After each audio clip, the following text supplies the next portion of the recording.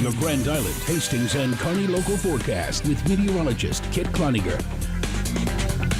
Well, severe weather is ongoing right now at this hour. The time is 10:14. 40 years ago, we were starting to see the very end of the night of the twisters. We'll be talking about that shortly, coming up after main weather here. But we've got severe thunderstorms around our viewing area here in the Tri-Cities area. We're starting to see in Kearney the back edge of some of those clouds starting to clear out. Very wet parking lot there around the Hy-Vee and Coles and Grand Island. And here in Hastings, we're seeing some heavy rain as well. Lincoln, haven't seen any rain yet, but you can see even on the horizon a lot of lightning.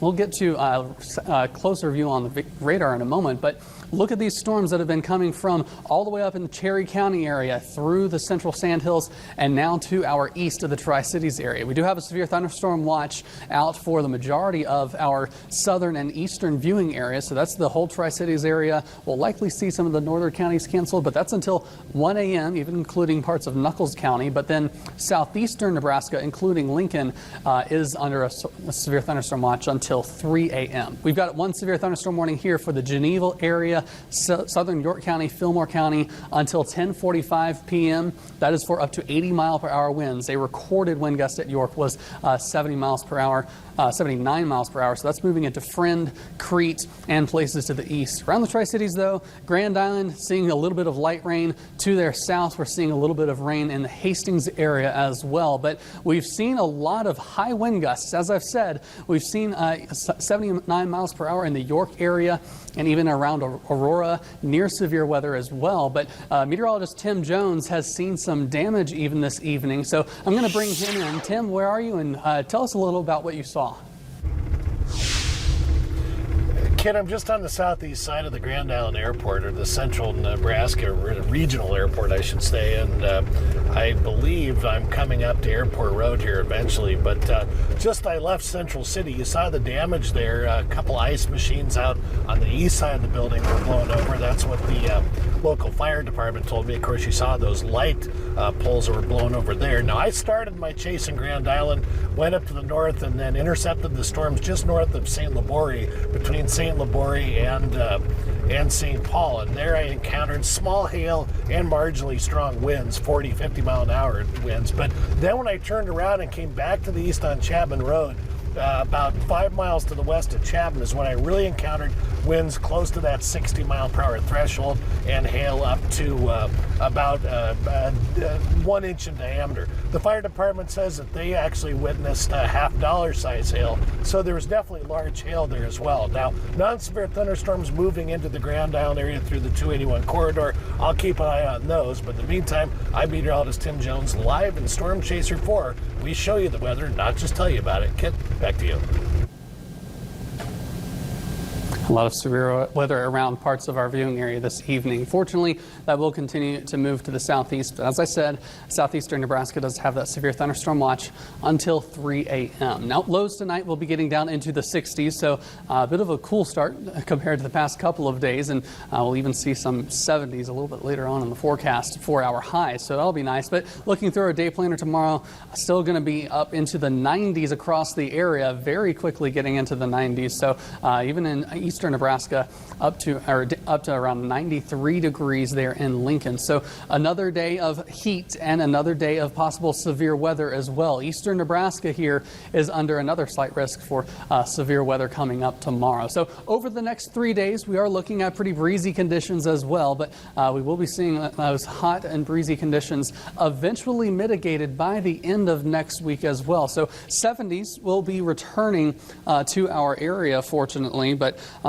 we are going to be looking at the chance for that to be a little bit more mild as we head into the next couple of days. But unfortunately, we have to endure a little bit more in the way of some severe weather possibly, and some of that heat as well. So it's definitely going to be something we have to keep our eyes on over the next couple of days, and certainly something that we're going to have to maybe not enjoy so much here around the Tri-Cities. But today is the 3rd of June, 1980. Back then remains the benchmark for what was the worst case scenario for what could be a city when hit by a tornado.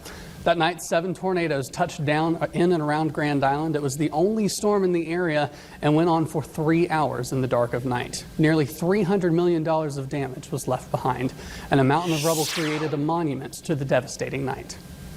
By all accounts, it was a normal June summer's day.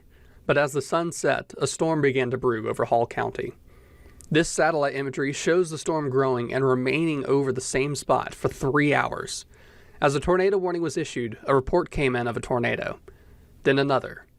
And another. Houses have been leveled. People are trapped in basements. Ordinarily, tornadoes move with a general forward motion, but this family of tornadoes remained over Grand Island, with many of their paths looping back on themselves and crossing one another. Direction didn't matter, however. What was left behind was nothing short of devastating. Ray Evans was attending a Bible study that night, but they disbanded as the weather turned.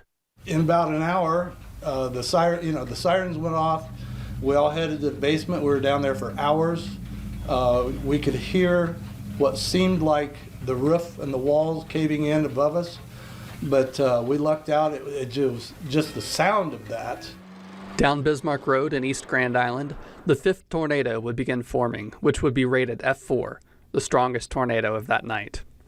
It moved west, then turned hard south to wreck South Locust Street. Bud Rasmussen lived in the path of that tornado. After live wires on, you had to step over power wires and then you get South Locust Street. We headed down there and it was pitch dark and all of a sudden the lightning flashed and I could see the outline. We had a great big sign up there. And I said, I guess we're okay, Dick. I could see the sign. I got up there and it was just the framework. Building, everything was gone. There wasn't anything left. Civil Defense and the National Guard will be called in to help with the response effort in the coming days. Debris, walls lifted, checked underneath for bodies, stuff of this nature. Some of the buildings like the Regal and the Holiday Inn and so forth, some of these have taken heavy damage. The search teams are going to have to call in heavy rescue equipment or heavy machine equipment to help them tear out debris and stuff like this. Butch Nielsen was from Grand Island, but he was stationed in Colorado with the National Guard. He remembers his time returning to the damage. I mean, just wherever you looked, there was devastation. Now, my place where I lived, we didn't get hit, but several of our members in the guard unit did get hit. Their houses and stuff. So Butch was at the airport for when President Jimmy Carter came to survey the city in the wake of the storm. We have approved immediately, when the governor requested it, an emergency declaration to permit people to survive economically the damage to their property. So now that we're 40 years on since this disaster, what should we still remember? I spoke with Mike Moritz at the National Weather Service about just that. What an event like that does is it does put it on the table. And it says, number one, it can't happen. And that's hard to accept for some of us, that it can't happen to us. Advice Bob Kriz, mayor of Grand Island in 1980, could have used. But I think as a citizen, I didn't heed the warning, because we've had them. I will next time. But there is still more to learn. And number two, I think it gives an opportunity to show how a community works together and works through a problem like that. And then three, it offers the opportunity to prepare potentially for another event that may happen. Whether it's a weather event or not, preparation is the key to survival. As I said, the strongest tornado was rated an F4 with 2 F3s, an F2, 3 F1s. To add to the bizarre nature of the event, 3 of those twisters rotated clockwise, backwards from 99% of all tornadoes in the Northern Hemisphere. 5 people were killed and over 200 were injured, and we hope it never happens again. Sarah?